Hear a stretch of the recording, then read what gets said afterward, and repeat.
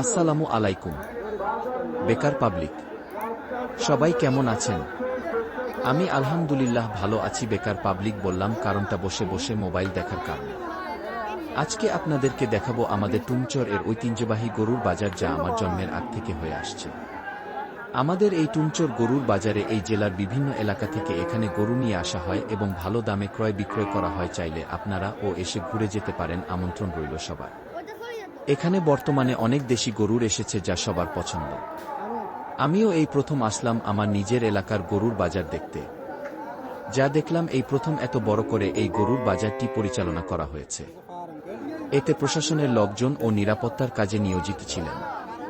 অতীতের তুলনায় এবার অনেক বেশি পরিমাণে দেশীয় গরু উঠেছে, সাথে ছোট পরিসরে ছাগলের হাট ছিল একপাশে।